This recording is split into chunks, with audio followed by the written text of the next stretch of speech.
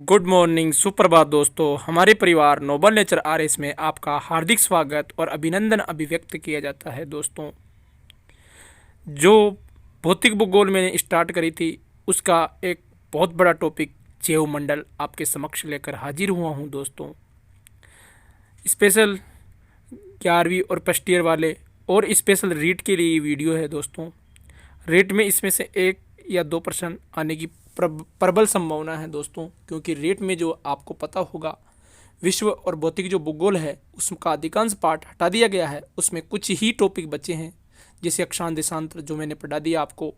इसके अलावा जलवायु का रहा है जो मैंने नहीं पढ़ाया, जलवायु में आपको पढ़ा दूंगा। दोस्तों, इसके अलावा वहाँ पर चक्रवात प्रति चक्रवात थे, वो मैंने पढ़ाई दिया, चक्रवात पढ़ाई दिया। दोस्तों, प्रति चक्रवात रह गया था, उसके लिए 2 स्लाइड लेकर आज आया हूँ। और इसके बाद में जैव मंडल दिया हुआ है, उसमें अलग से जैव मंडल का टॉपिक लेकर आया हूँ। दोस्तों, और इस वीडियो से आपको कम से कम 2 क्वेश्चन रीट एसएसटी में मिलेंगे अगर आप लोग इसको ध्यानपूर्वक देखोगे। तो दोस्तों, अगर आपको अच्छा लगे तो अन्य लोगों तक ज़रूर पहुँचाना और सब्सक्राइब और लाइक का बटन ज़रूर दबा देना दोस्तों, ताकि मुझे मोटिवेशन मिल सके। आज के वीडियो स्टार्ट करता हूं दोस्तों चक्रवात और प्रति चक्रवात से। दोस्तों, और किसी ने साफ शब्दों में कहा है कि कड़वा ज्ञान, सच्चा ज्ञान हमेशा कड़वा लगता है। इसलिए दोस्तों, यह है, आपको आज मजाक लग रहा होगा, लेकिन जब आप वास्तविकता में ग्रेजुएशन, पोस्ट ग्रेजुएशन या फिर किसी मेंस पेपर में बैठोगे, अगर आप इस पैटर्न से लिख कर आते हो तो आपको एग्जामिनर अच्छे नंबर दे सकता है। दोस्तों, मुझे ये पैटर्न अच्छा लगा, इसलिए मैं इसको फॉलो करके आपके समक्ष वीडियो बना रहा हूँ। दोस्तों, आज की स्लाइड है चक्रवात और प्रति चक्रवात में क्या अंतर होता है। चक्रवात हमने पढ़ लिया है कल, जो जब हवाएं या पवन जो होती है वह एक गोल घेरे में चलती है, उस वक्त अगर उस गोल घेरे के बीच में तो बन जाए लो प्रेशर और उसके चारों तरफ हाई प्रेशर बन जाए, तो हाई प्रेशर की जो पवनें हैं वो उस गोल घेरे को भरने के लिए जब आती है उसे कहा जाता है चक्रवात। दोस्तों, आप सीधा सा उदाहरण ये देख सकते हो, जैसे कि राजस्थान के मरुस्थल में गर्मियों के दिनों में जो बम्बूले आते हैं दोस्तों, जो मिट्टी के एक बहुत ऊंचाई तक मिट्टी को उड़ा कर ले जाते हैं, जो आंधी के समान दिखाई देते हैं, उन बम्बूलियाओं को ही समुद्र में आते हैं तो चक्रवात कहा जाता है। दोस्तों, चक्रवात हमने पढ़ा था 2 प्रकार के होते हैं, उपोष्ण कटिबंधीय चक्रवात और शीतोष्ण कटिबंधीय चक्रवात। शीतोष्ण कटिबंधीय चक्रवात 40 से 70 अक्षांश उत्तर और दक्षिण में चलते हैं और स्थल पर चलते हैं। दोस्तों, शीतोष्ण कटिबंधीय चक्रवात। इसके अलावा जो उष्ण कटिबंधीय चक्रवात है ये समुद्री भागों में चलते हैं और 0.5 उत्तरी और दक्षिण अक्षांश से लेकर 30-35 उत्तरी और दक्षिण अक्षांश के बीच चलते हैं। दोस्तों, जो चक्रवात होते हैं इनके 2 प्रकार पढ़े थे हमने। दोस्तों, पिछले वीडियो का मैं थोड़ा सा ओवरव्यू दे रहा हूं ताकि आप इन 2 स्लाइडों से कुछ सीख सके, और उसके बाद में जैव मंडल का टॉपिक पढ़ाना है मुझे। आज का वीडियो बड़ा तो हो जाएगा, लेकिन दोस्तों आपके बहुत उपयोगफुली होगा। और जो चक्रवात प्रति चक्रवात के 2 प्रकार थे, उनमें उष्णकटिबंधीय चक्रवात को किसानों का साथी भी कहा जाता है, क्योंकि उष्णकटिबंधीय चक्रवात के द्वारा बारिश करवाई जाती है दोस्तों, और उस बारिश के द्वारा किसानों को बहुत ज़्यादा फायदा मिलता है, इसलिए किसानों का साथी भी कहा जाता है उष्णकटिबंधीय चक्रवात को। इसके बाद की बात करूं तो चक्रवात और प्रति चक्रवात में क्या अंतर होता है। तो चक्रवात होता है दोस्तों केंद्र में निम्न दाब तथा परिधि पर उच्च दाब होता है। दोस्तों, केंद्र में निम्न दाब होता है, परिधि यानी गोले के चारों ओर उच्च दाब होता है, उसे कहा जाता है चक्रवात। जबकि इसका अपोजिट प्रति चक्रवात होता है, जो कि आपके रीट के सिलेबस में स्पष्ट शब्दों में लिखा हुआ है, चक्रवात और प्रति चक्रवात। और प्रति चक्रवात और चक्रवात से ये 2 स्लाइड जो मैं आज लेकर आया हूं, इससे बाहर प्रश्न नहीं जाने वाला।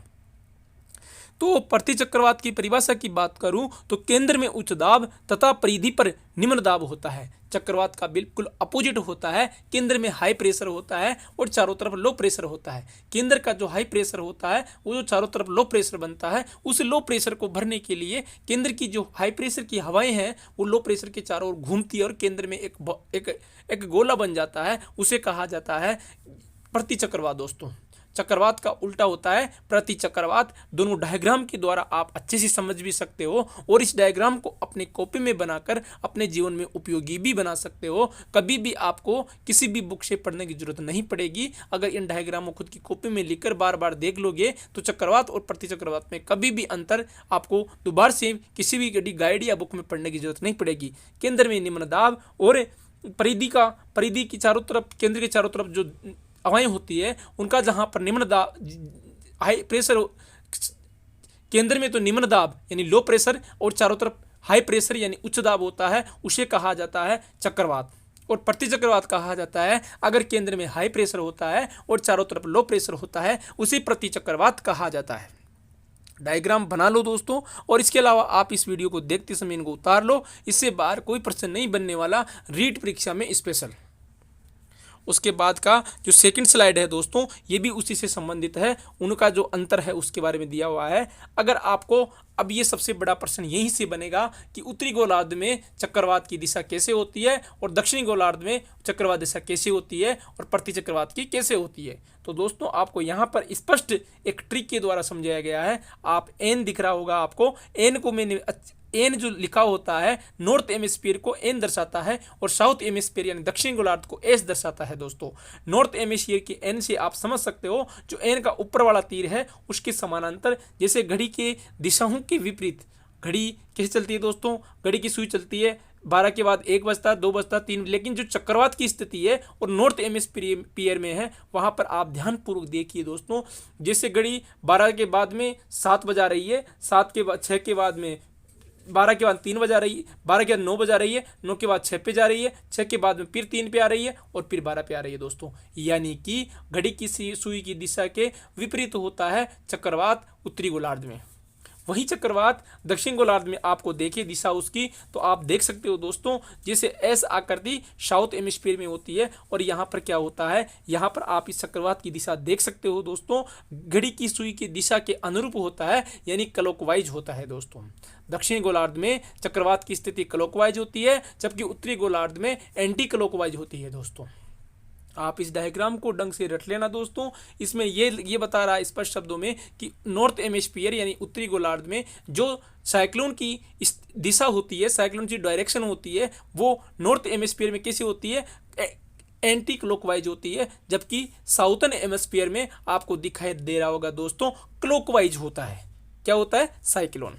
इसके अपोजिट एंटी साइक्लोन की बात करूं या प्रति चक्रवात की बात करूं तो नॉर्थ हेमिस्फीयर में जो साइक्लोन एंटी क्लॉकवाइज था वहीं पर जो एंटी साइक्लोन होगा वह क्लॉकवाइज है नॉर्थ हेमिस्फीयर में। और अगर साउथ हेमिस्फीयर की बात करूं एंटी क्लॉकवाइज होगा दोस्तों। साउथ हेमिस्फीयर में जो एंटी साइक्लोन होता है, जो प्रति चक्रवात होता है दोस्तों, ये साउथ हेमिस्फीयर में क्लॉकवाइज होगा और नॉर्थ हेमिस्फीयर में एंटी क्लॉकवाइज होगा दोस्तों। सीधा सा दिख रहा है, आप एक चीज याद हुई और चारों की चारे आपके दिमाग में सेट हो जाएगी दोस्तों। इसका कोई चारा नहीं है, इस डायग्राम को अपनी कॉपी में बना लेना और इस डायग्राम को देखकर एग्जाम में चला जाना, वहां पर आपका पेपर सही हो जाएगा दोस्तों, आपका क्वेश्चन सही हो जाएगा। इसको आप ध्यानपूर्वक देखिए दोस्तों।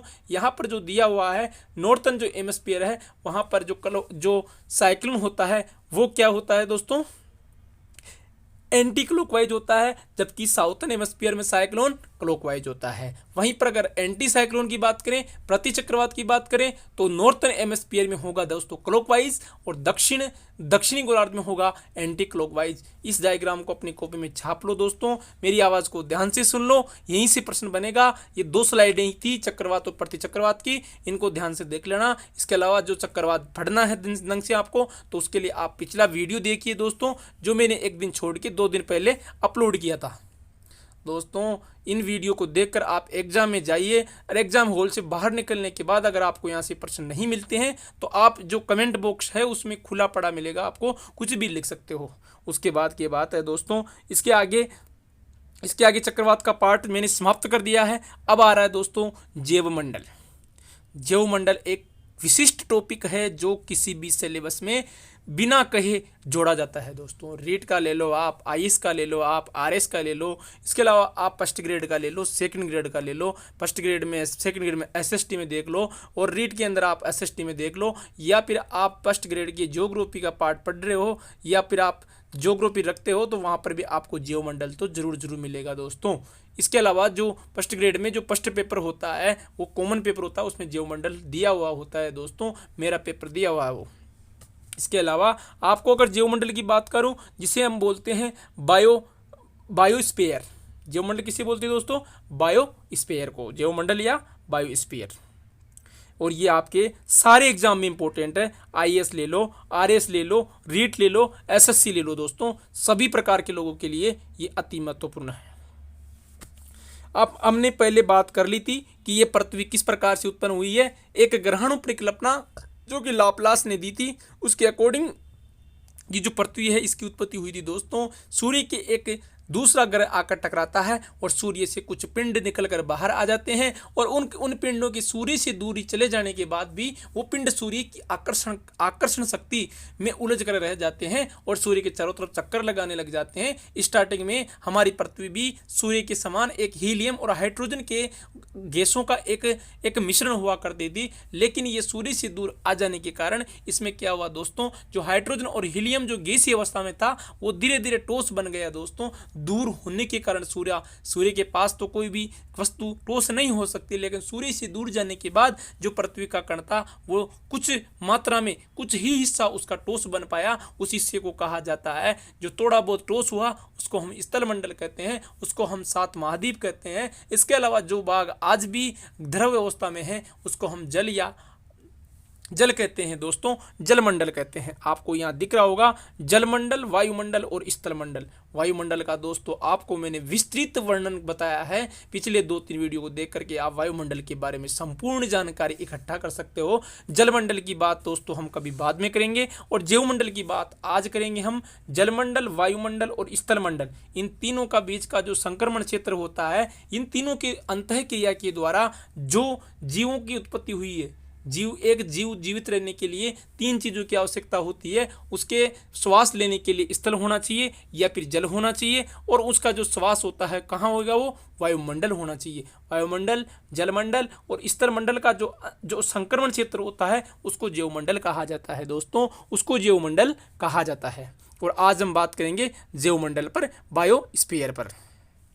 दोस्तों सबसे पहले मैं लेकर आया हूँ पारिस्थितिकी या इकोसिस्टम। पारिस्थितिकी या इकोसिस्टम, ये शब्द पर्यावरण प्लस जीव के आपसी अंतर संबंध से गढ़ा गया है।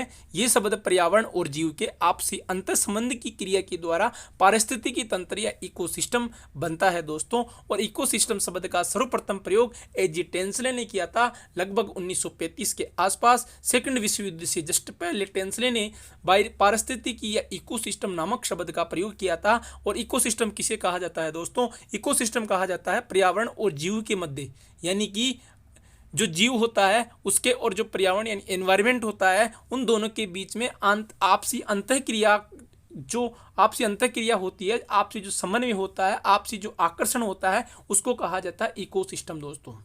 आपको पता होगा अगर घास होगी तो ही टिड्डा जीवित रहेगा, और अगर टिड्डा होगा तो ही टिड्डा होगा तो ही खरगोश जीवित रहेंगे, और टिड्डा होगा तभी कोए जीवित रहेंगे, अगर कौवा होगा तो ही शेर जीवित रहेगा। इस प्रकार ये जो इकोसिस्टम होता है इसमें हर एक जीव की एक दूसरे पर निर्भरता होती है। अगर एक भी जीव पारिस्थितिक तंत्र से हट जाए तो वो पारिस्थितिकी तंत्र विलुप्त हो जाता है या असंतुलन होकर समाप्त हो जाता है।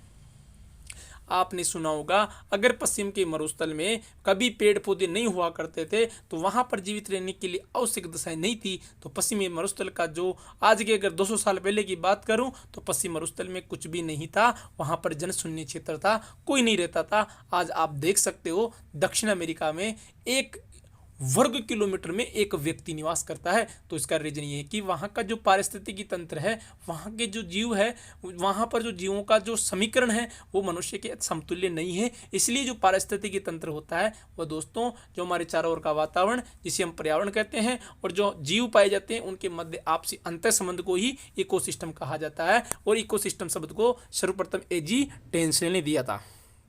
उसके बाद की बात करूं दोस्तों, पारिस्थितिकी तंत्र या इकोसिस्टम। इसमें दोस्तों दो प्रकार के घटक पाए जाते हैं, एक जैविक घटक और एक अजैविक घटक।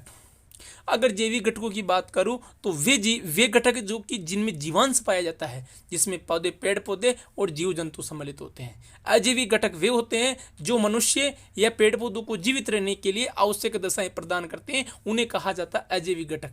घटक का मतलब ये होता है, पारिस्थितिक तंत्र दो तरीके से मिलकर बनता है, एक जीवों से और एक पारिस्थितिक यानी एक अजीवों से यानी एक पर्यावरण से मिलकर बनता है। और पर्यावरण में जो चीज़ें आएगी, जो जिनमें जीव नहीं पाया जाता उन्हें अजैविक घटक कहेंगे, और जिनमें जीव पाया जाता है उन्हें जैविक कहा जाता है। दोस्तों आपने छठी क्लास में विज्ञान में पढ़ा होगा कि जैविक घटक और अजैविक घटक होते हैं, और जैविक घटक वे जो होते हैं जिनमें जीवांश पाया जाता है, जिनमें जीव पाया जाता है, जिनमें पेड़ पौधे और जीव जंतु आते हैं और मनुष्य आता है। और अजैविक घटकों में तापमान आता है, जल आता है, वर्षा आती है, मृदा आती है। तापमान अच्छा नहीं रहेगा, जल की उपलब्धता नहीं रहेगी, वर्षा नहीं होगी, मिट्टी अच्छी नहीं होगी, तो वहाँ पर कोई जीव नहीं निवास करेगा, क्योंकि जीव को निवास करने के लिए तापमान भी अच्छा होना आवश्यक है, जल भी होना उपयोगी है। अगर कोई भी जीव निवास करता है, चाहे पेड़ पौधे ही क्यों ना हो, अगर पेड़ पौधा भी वहीं पर उत्पन्न होगा जहाँ का तापमान उस पेड़ के अकॉर्डिंग होगा, जहाँ पर जल की व्यवस्था होगी, जहाँ पर वर्षा होगी, नहीं तो पेड़ भी उखड़ जाएगा। दोस्तों इसके अलावा मनुष्य भी वहीं जाकर रहेगा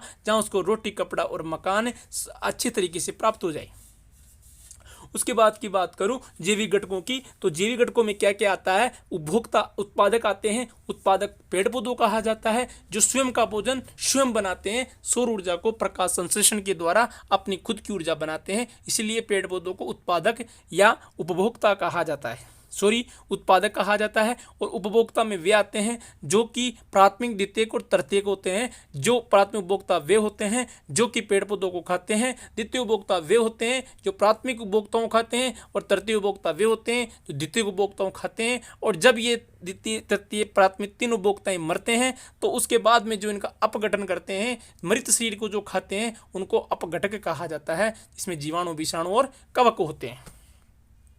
इसके बाद को नेक्स्ट स्लाइड पर आता हूं दोस्तों में, और नेक्स्ट स्लाइड में ये कहता है कि उत्पादक यानी प्रोड्यूसर प्रकृति में पाए जाने वाले ऐसे जीव भोजन के लिए आत्मनिर्भर होते हैं, उन्हें कहा जाता है उत्पादक। प्रकृति में पाए जाने वाले ऐसे जीव जो भोजन के लिए आत्मनिर्भर होते हैं, उन्हें कहा जाता है दोस्तों उत्पादक। और उत्पादक में आते हैं हरे पेड़ पौधे और प्रकाश संश्लेषण द्वारा अपना भोजन प्राप्त करते हैं। उसके बाद में आता है सूर्य का प्रकाश।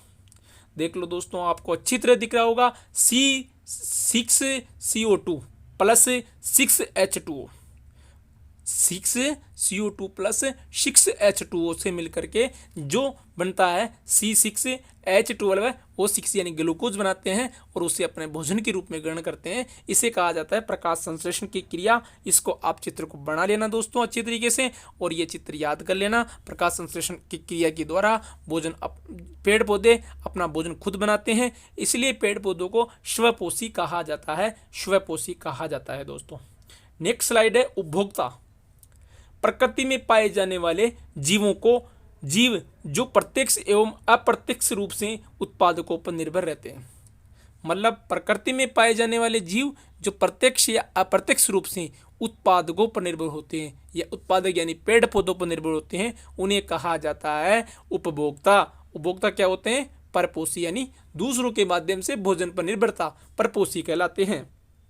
3 प्रकार के होते हैं उपभोक्ता भी, जिनमें आपको विदित होगा। फर्स्ट होता है प्राथमिक उपभोक्ता। प्राथमिक उपभोक्ता या प्राइमरी कंज्यूमर। प्राथमिक उपभोक्ता प्रकृति के वे जीव जो भोजन के लिए प्रत्यक्ष रूप से उत्पादों पर निर्भर होते हैं। प्रकृति के वे जीव जो भोजन के लिए प्रत्यक्ष रूप से उत्पादों पर निर्भर होते हैं। हरे पेड़ पौधे, हरे पेड़ पौधे, शाकाहारी जीव आते हैं, और इसमें क्या होता है, हरे पेड़ पौधों के ऊपर निर्भर होते हैं, यानी प्राथमिक उत्पादकों पर निर्भर होते हैं। प्रकृति में पाए जाने वाले जीव जो भोजन के लिए प्रत्यक्ष रूप से किस पर निर्भर होते हैं, उत्पादकों पर, यानी हरे पेड़ पौधों पर, जो कि बिल्कुल शुद्ध शाकाहारी होते हैं। जैसे गाय दोस्तों, गाय हमेशा चारा ही खाती है और कुछ नहीं खाती, बकरी भी हमेशा झाड़ी ही खाएगी या फिर चारा डालोगी तो वही खाएगी और कुछ नहीं खाने वाली। इसके अलावा हिरन, इसके अलावा खरगोश, इसके अलावा तोता आदि। कभी कभी दोस्तों आपके पेपर में, ऑब्जेक्टिव पेपर में पूछा जा सकता है कि निम्न में से कौन सा प्राथमिक उपभोक्ता है, और वहाँ पर कोई भी 3 तो दे देगा आपको प्राथमिक उपभोक्ता, गाय, बकरी और हिरन, खरगोश और तोता दे देगा कोई भी 3, और फिर आपको दे देगा एक आध कौवा दे देगा, मेमना दे देगा, भेड़िया दे देगा, कुछ भी दे देगा दोस्तों। तो इसलिए आप कंफ्यूज मत होना। प्रमुख जो प्राथमिक उपभोक्ता है वो यहाँ पर आपको लिखकर दे दिए गए हैं। अब आते हैं दोस्तों द्वितीय उपभोक्ता, और द्वितीय उपभोक्ता में आता है, द्वितीय उपभोक्ता वे होते हैं जो प्रकृति व जीवन जो भोजन के लिए प्राकृतिक उपभोक्ताओं पर निर्भर होते हैं। प्रकृति के वे जीव जो भोजन के लिए किन पर निर्भर होते हैं? प्राथमिक उपभोक्ताओं पर होते हैं दोस्तों। प्राथमिक उपभोक्ता किन पर थे? उत्पादकों पर। और प्राथमिक उपभोक्ताओं जो निर्भर होते हैं उन्हें क्या कहा जाता है? सेकेंडरी कंज्यूमर या द्वितीय उपभोक्ता। और इसमें प्रमुख उदाहरण है शेर है, चीता है, भेड़िया है, सांप। शेर तो सबको ही खाता है, चीता भी सबको ही खाता है, भेड़िया भेड़ को खाता है, बकरी को खाता है, यानी सारे जीवों को खाता है। और सांप आपको पता ही होगा वो क्या क्या खाता होगा, चूहे खाता होगा, इसके अलावा और भी कुछ खाता है, खरगोश को खाता होगा। तो ये क्या होते हैं? द्वितीय उपभोक्ता प्राथमिक उपभोक्ताओं के ऊपर निर्भर होते हैं। उसके बाद में नेक्स्ट स्लाइड है दोस्तों तृतीय उपभोक्ता। और तृतीय उपभोक्ता में प्रकृति के वे जीव जो भोजन के लिए प्राथमिक, द्वितीय उपभोक्ताओं तथा उत्पादकों को खा जाते हैं दोस्तों। तृतीय उपभोक्ता वे होते हैं जो प्रकृति में उपलब्ध पेड़, जो प्रकृतियों पर जीव जो भोजन के लिए प्राथमिक ने भी खा जावे, द्वितीय को भी खा जाते हैं और उत्पादकों को भी खा जाते हैं, यानी कि वो सब नहीं खा जाते हैं, सर्वाहारी होते हैं। वे सर्वाहारी जीव कहलाता है दोस्तों। सबसे बड़ा सर्वाहारी दानव मनुष्य है दोस्तों, जो किसी को भी नहीं छोड़ता। चाहे तुम उसको घी के बने हुए लाडू खिलाओ, चाहे आप उसको किसी पेड़ की पत्तियां खिलाओ, चाहे आपको उसको किसी पेड़ का फल खिलाओ, चाहे आप उसको कुत्ता खिलाओ, बिल्ली खिलाओ, कुछ भी खिलाओ वो खा जाएगा। इसके अलावा दोस्तों सर्वहारी में कुत्ता भी आता है, कुत्ते को आप रोटी भी डाल सकते हो और वो जीव को मारकर भी खा जाएगा। बिल्ली भी उसी कैटेगरी में, कौवा भी उस कैटेगरी में है, इसके अलावा गौरैया भी उसी कैटेगरी का है और चींटी भी उसी कैटेगरी की है। दोस्तों याद रखना ये सब सर्वहारी है। सबसे बड़ा सर्वहारी मनुष्य है जो किसी को भी नहीं छोड़ता दोस्तों। आज तो मनुष्य हर चीज़ को खाने लग गया, इतना गंदा हो चुका है मनुष्य, इसीलिए इसको कलयुग कहा जाता है दोस्तों। इस प्रकार जो उदाहरण आपके समक्ष है ये सर्वहारी या तृतीय उपभोक्ता के हैं। उसके बाद में नेक्स्ट स्लाइड पे आता हूँ दोस्तों, और नेक्स्ट स्लाइड है अपघटक या डिस्कम्पोजर या अपघटक। वे जीव जो जटिल कार्बनिक पदार्थों को सरल कार्बनिक पदार्थों में परिवर्तित करते हैं। वे जीव जो जटिल कार्बनिक पदार्थों को सरल कार्बनिक पदार्थों में परिवर्तित करते हैं उन्हें अपघटक कहा जाता है, डिस्कम्पोजर कहा जाता है। मूल एवं सड़ी गली वस्तुओं पर अपना जीव चक्कर पूरा करते हैं। मूलतः ये क्या करते हैं? मृत और जो सड़ी गली वस्तुएं होती है जिनको आप अपशिष्ट के रूप में फेंक देते हैं उन पर अपना जीवन चक्र पूरा करते हैं दोस्तों। ये जैसे कि बैक्टीरिया तथा कवक, बैक्टीरिया और कवक इसमें आते हैं।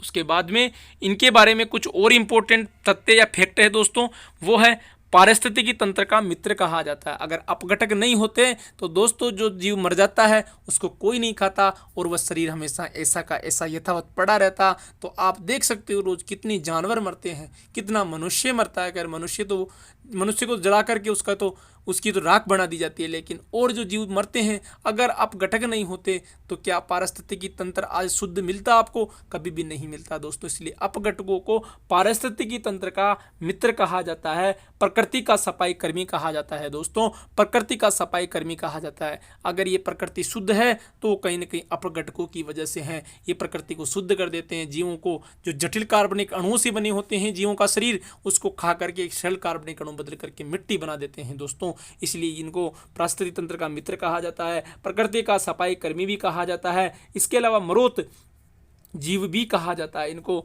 और परिमार्जक भी कहा जाता है दोस्तों। परिमार्जक भी कहा जाता है इनको। परिमार्जक का मतलब होता है ऐसी चीज जो सभी को मांस देती है, उसे परिमार्जक कहा जाता है। उसके बाद की बात आती है दोस्तों, तो उसके बाद में आता है पोषण स्तर। अब आप नेक्स्ट टॉपिक पे आते हैं पोषण स्तर पर। तो पोषण स्तर कैसे चलता है? तो इसमें क्या होता है दोस्तों, इसमें कैसा कौन किसको खाता है, उत्पादक होता है। जैसे पोषण स्तर में क्या होता है, एक जीव से दूसरा जीव खाता है या दूसरे जीव के पास जाता है। जैसे पेड़ को अगर प्राथमिक उपभोक्ता खाएंगे तो उसके पास अगर 1000 कैलोरी होती है, मान लो 1000 यूनिट पेड़ 1000 यूनिट बना रहा है। पेड़ पौधा कोई भी अगर सूर्य से आने वाली प्रकाश संश्लेषण से 1000 यूनिट बनाता है तो उसको जो प्राथमिक उपभोक्ता खाएगा उसको 100 यूनिट ही मिल पाएगी। दोस्तों प्राथमिक उपभोक्ता कितनी मिलेगी, 100 यूनिट। और प्राथमिक को अगर द्वितीयक उपभोक्ता खाता है तो उसको जो एनर्जी मिलेगा, जो पोषण मिलेगा वो 10 यूनिट मिलेगा। और अगर तृतीय उपभोक्ता खा रहा है द्वितीय उपभोक्ता को तो उसको एक यूनिट ही मिल पाएगा। इसलिए दोस्तों इनको प्रथम पोषण स्तर कहा जाता है उत्पादकों पेड़ पौधों को, द्वितीय पोषण स्तर कहा जाता है प्राथमिक उपभोक्ताओं को, तृतीयक पोषण स्तर कहा जाता है तृतीयक उपभोक्ताओं को, द्वितीयक उपभोक्ताओं को, और चतुर्थक पोषण स्तर कहा जाता है तृतीयक उपभोक्ताओं को। और प्राथमिक पोषण स्तर 10% और ऊर्जा का मूल होता है दोस्तों, ऊर्जा का ह्रास होता है। हर जगह 10% ऊर्जा का ह्रास होता है। पिछली बार रेट में दोस्तों 2018 की रेट में यही प्रश्न आया था कि एक जीव से दूसरे जीव में जब पोषण स्तर जाता है तो उस वक्त कितनी प्रतिशत ऊर्जा का ह्रास होता है, तो 10% ऊर्जा का ह्रास हो जाता है दोस्तों। प्रत्येक जो पोषण स्तर होता है वहाँ पर 10% ऊर्जा का ह्रास हो जाता है दोस्तों। ये प्रश्न आया था पिछली बार रीट में, 2018 की रीट जो 12 फरवरी 2018 को लगी थी दोस्तों, वहाँ पर आया था कितना प्रतिशत, 10% ह्रास हो जाता है ऊर्जा में। उसके बाद की बात करूँ तो खाद्य श्रृंखला का मतलब होता है एक जीव को दूसरा जीव किस प्रकार खाता है और कितनी एनर्जी जाती है। इसको आप सुन सकते हो, जीवों में खाए जाने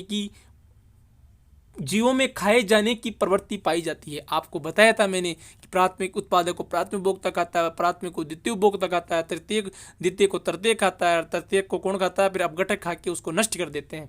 तो जीवों में खाए जाने की प्रकृति पाई जाती है जिससे छोटी छोटी खाद्य श्रृंखलाओं का निर्माण होता है। छोटी छोटी खाद्य श्रृंखलाओं का निर्माण होता है जैसे कि घास, बकरी, भेड़िया और शेर। घास को कौन खाएगा, बकरी खाएगी। बकरी को कौन खाएगा, भेड़िया खाएगा। भेड़िया कौन खाएगा, शेर खाएगा। इसे कहा जाता है खाद्य जाल कहा जाता है। जीवों में खाए जाने की प्रकृति पाई जाती है जिससे छोटी छोटी खाद्य श्रृंखलाओं का निर्माण होता है। जैसे घास को बकरी खाती है, बकरी को भेड़ खाता है, और भेड़िया कौन खाएगा, शेर खाएगा। पादप पलवक होता है, यानी कि जो शैवाल आपको खांजी दिखाई देती है पानी के ऊपर, उसको पादप पलवक कौन खाएगा, कीट खाएंगे। और कीटों को छोटी मछलियां खाएगी और छोटी मछलियों को बड़ी मछलियां खाएगी। ये जो खाद्य जाल है ये समुद्र में बनता है, जल में बनता है, और स्थल पर घास, बकरी, भेड़िया और शेर, ये खाद्य जाल बनता है। उसके बाद में हम पहुंचते हैं थोड़ा सा आगे, और यहाँ पर हम बात करेंगे खाद्य श्रृंखलाएं 3 प्रकार की होती है दोस्तों। कितने प्रकार की होती है, 3 प्रकार की। पहली चारण खाद्य श्रृंखला, दूसरी परजीवी खाद्य श्रृंखला, और तीसरी अपघटक खाद्य श्रृंखला। कितनी खाद्य श्रृंखलाएं होती है, 3 होती है। चारण खाद्य श्रृंखला, परजीवी खाद्य श्रृंखला और अपघटक खाद्य श्रृंखला। चारण, परजीवी और अपघटक 3 प्रकार की खाद्य श्रृंखलाएं होती है। याद रखना दोस्तों, यहाँ से प्रश्न पूछा जा सकता है कि खाद्य श्रृंखला कितने प्रकार की होती है। चारण होती है, परजीवी होती है और अपघटक 3 प्रकार की होती है। उसके बाद में हम आगे पहुँचते हैं, और आगे पहुँचकर हम दोस्तों चारण खाद्य श्रृंखला के ऊपर बात करते हैं, इसकी परिभाषा पर बात करते हैं। इस खाद्य श्रृंखला में उत्पादक से शीर्ष की ओर जाने पर, यानी उत्पादक से शीर्ष की ओर जाने पर जीवों की संख्या में कमी होती जाती है, लेकिन पोषक स्तर के आकार में वृद्धि हो जाती है। पोषक स्तर के आकार में क्या हो जाती है, वृद्धि हो जाती है। एक बार देख लो, चारण खाद्य श्रृंखला में, इस खाद्य श्रृंखला में उत्पादक से शीर्ष की ओर जाने पर, यानी कि उत्पादक से शीर्ष की ओर जाने पर जीवों की संख्या में कमी होती जाती है। जीवों की संख्या में कमी होती जाती है, लेकिन पोषक स्तर के आकार में वृद्धि होती है। इसमें क्या होता है, इसमें होता है पादप पलवक, कीट, छोटी मछली और बड़ी मछली, ऐसे ये खाद्य श्रृंखला चलती है, चारण खाद्य श्रृंखला, जिसमें सर्वाधिक संख्या उत्पादक में शीर्ष की ओर चलती है। ठीक है। उसके बाद में द्वितीय खाद्य श्रृंखला आती है जिसे परजीवी खाद्य श्रृंखला कहा जाता है। परजीवी खाद्य श्रृंखला की परिभाषा है, इस प्रकार की खाद्य श्रृंखला में उत्पादक से शीर्ष की ओर जाने पर, उत्पादक यानी जो स्टार्ट होता है वहाँ से लेकर शीर्ष की ओर जाने पर संख्या में वृद्धि होती जाती है, जबकि जीव के आकार में कमी होती जाती है। जीवों का आकार तो छोटा होता जाता है और जो उत्पादक होता है उनकी संख्या बढ़ती जाती है। जैसे पेड़ कुछ कम होते हैं लेकिन चिड़िया उस पर बहुत ज़्यादा होती है और चिड़िया से भी ज़्यादा जू होती है जिसे पिज्जू भी कहा जाता है। इसके अलावा उस पिज्जू से भी ज़्यादा बैक्टीरिया होता है दोस्तों। मतलब बन तो खाद्य जाल ही रहा है, लेकिन इसकी परिभाषा ध्यान से सुन लो परजीवी खाद्य श्रृंखला की। इस प्रकार की खाद्य श्रृंखला में उत्पादक से शीर्ष की ओर जाने पर, यानी कि उत्पादक जहाँ से उत्पादन होता है वहाँ से लेकर जो शीर्ष की ओर जाते हैं, लास्ट वाले अपघटक तक जाते हैं, वहाँ पर क्या होती है, वृद्धि होती है। जबकि जीवों की वहाँ पर संख्या में तो वृद्धि होगी, लेकिन जीवों का जो आकार होता है उसमें कमी हो जाएगी। उसे कहा जाएगा परजीवी खाद्य श्रृंखला। उसके बाद में आएगा अपघटक खाद्य श्रृंखला। तीसरी और अंतिम है अपघटक खाद्य श्रृंखला। ये सबसे छोटी खाद्य श्रृंखला होती है, क्योंकि ये सड़ी गली एवं मृत पदार्थों से आरंभ होकर अपघटकों पर समाप्त हो जाती है। ये सबसे छोटी खाद्य श्रृंखला होती है जो कि सड़ी गली एवं मृत पदार्थों से आरंभ होती है और उत्पादकों पर समाप्त हो जाती है। मृत कार्बनिक पदार्थ अपघटक कहलाते हैं। मृत कार्बनिक पदार्थ क्या होते हैं, अपघटक कहलाते हैं। अपघटक खाद्य श्रृंखला भी कहा जाता है इसको। उसके बाद में फूड वेव या खाद्य जाल क्या होता है। आपको ये चित्र दिख रहा होगा दोस्तों, कैसे किसको कौन खाता है। इस चित्र को बना करके आप देख सकते हो, इमेजिंग कर सकते हो कि खाद्य जाल कैसा होता है। जैसे पेड़ होता है, पेड़ को खाने के लिए कौन कौन बैठे हैं, फिर उनको कौन खाता है, लास्ट में शेर बाबा बैठे हैं जो शेर सभी को ही खा जाता है दोस्तों। इस प्रकार खाद्य जाल बनते हैं।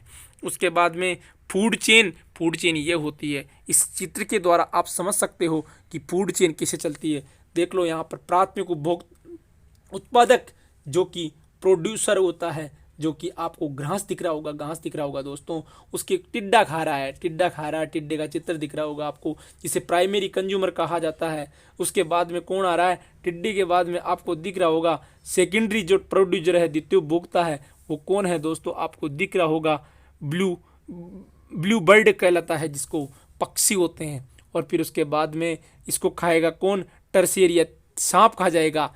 छोटे छोटे जो राम जी के घोड़ा होते हैं, कीट जैसे होते हैं, उनको सांप खाएंगी।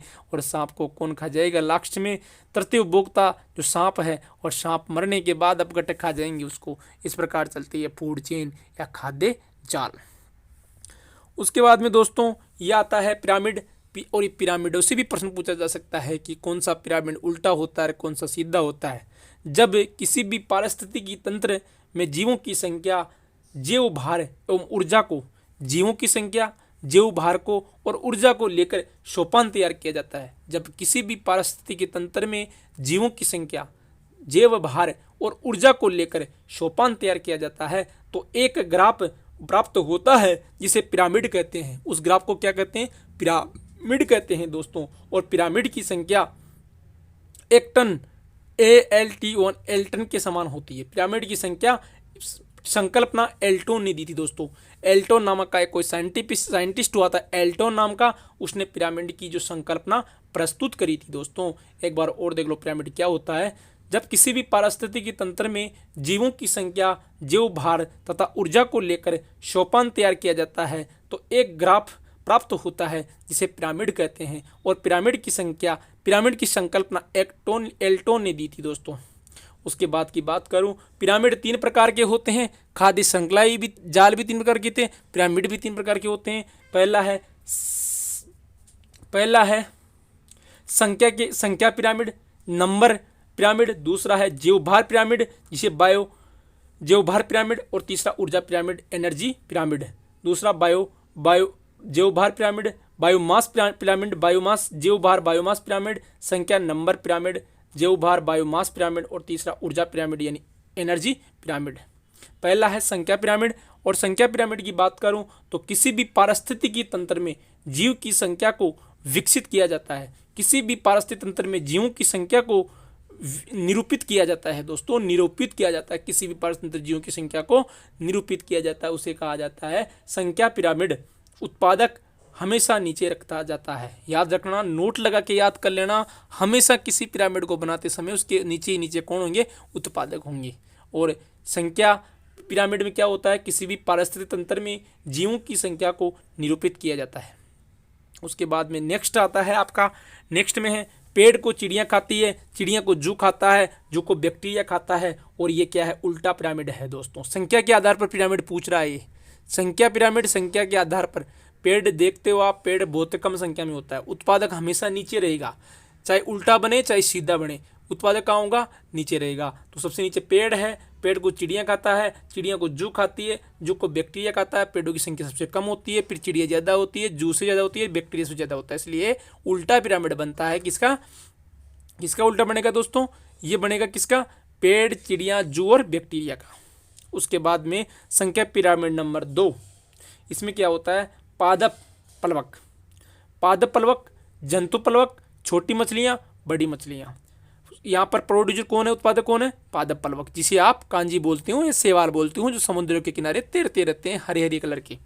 आप अपने तालाब या अपनी नाडी में देख सकते हो पादप प्लवकों को। पादप प्लवकों को खाएगा जंतु प्लवक, जंतु प्लवकों को खाएगा छोटी मछलियाँ, और छोटी मछलियाँ न खाओली बड़ी मछलियाँ। इस प्रकार की संख्या के आधार पर सीधा पिरामिड बनेगा दोस्तों। इसका जो समुद्र में संख्या पिरामिड बनेगा वो सीधा बनेगा, और जो स्थल पर पिरामिड बनेगा जो कि उल्टा बनेगा दोस्तों, क्योंकि पेड़ों की संख्या कम होती है जबकि पादप प्लवकों की संख्या ज़्यादा होती है।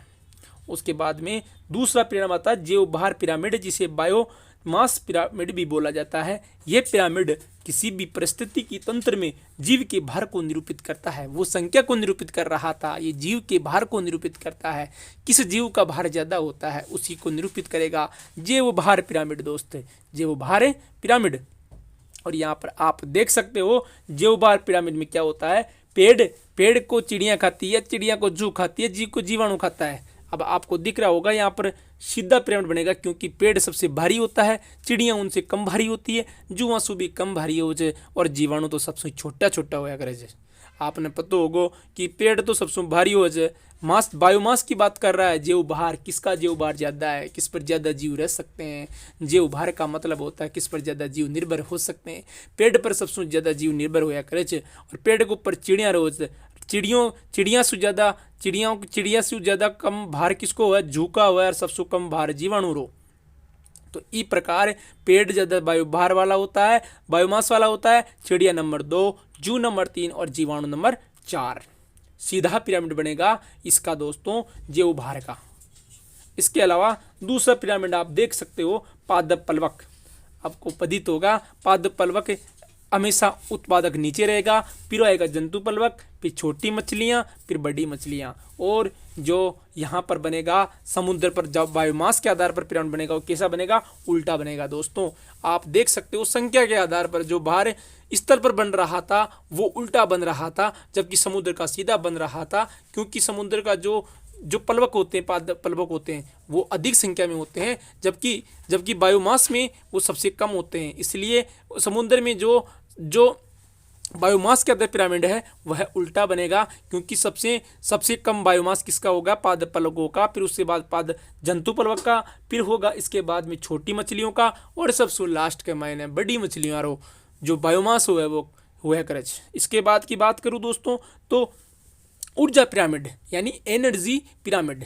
इस प्रकार के पिरामिड में किसी भी पारिस्थितिकी तंत्र में ऊर्जा को प्रदर्शित करते हैं। किस पारिस्थितिकी तंत्र में कितनी ऊर्जा होती है उसको प्रदर्शित किया जाता है ऊर्जा पिरामिड में। एनर्जी पिरामिड में किसी भी पारिस्थितिकी के मायने जो एनर्जी का जो प्रवाह होता है उसको प्रदर्शित किया जाता है। तो इस पिरामिड की बात करें तो इसमें 10% की हास्य दर वाला नियम लागू होता है। ये नियम आपके पहले भी पेपर में पूछा गया है और आगे भी पूछने की प्रबल संभावना है दोस्तों। 10% हास्य नियम याद रखना, ये लागू होता है ऊर्जा पिरामिडों में। उत्पादक उससे 10% कम जाएगी प्रथम उपभोक्ता में, उससे 10% कम जाएगी द्वितीय उपभोक्ता में, उससे कम 10% कम जाएगी तृतीय उपभोक्ता में। ठीक है, इसके बाद की बात करें दोस्तों तो जो एनर्जी पिरामिड है वो पेड़ होते हैं नीचे नीचे, चिड़िया उससे ऊपर है, और सबसे ऊपर जू होती है।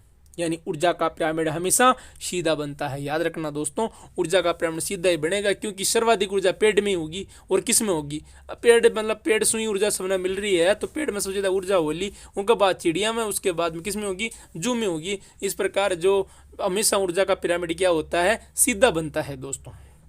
उसके बाद में जो समुद्री पिरामिड है, जो समुद्रों में बनता है, वो में से क्या होगा, पादप पलवक, जंतु पलवक, छोटी मछलियाँ, बड़ी मछलियाँ, ये भी सीधा ही बनेगा। क्योंकि ऊर्जा पिरामिड तो पहले बोल दिया इन्होंने, दोनों परिस्थितियों में समान बनेंगे, क्योंकि पादप पलवक में ही सर्वाधिक ऊर्जा होगी, क्योंकि वही प्रकृति से प्रकाश संश्लेषण से पादप पलवक ही क्या कर रहे हैं, भोजन बना रहे हैं, तो वही तो ज़्यादा भोजन बनाएंगे।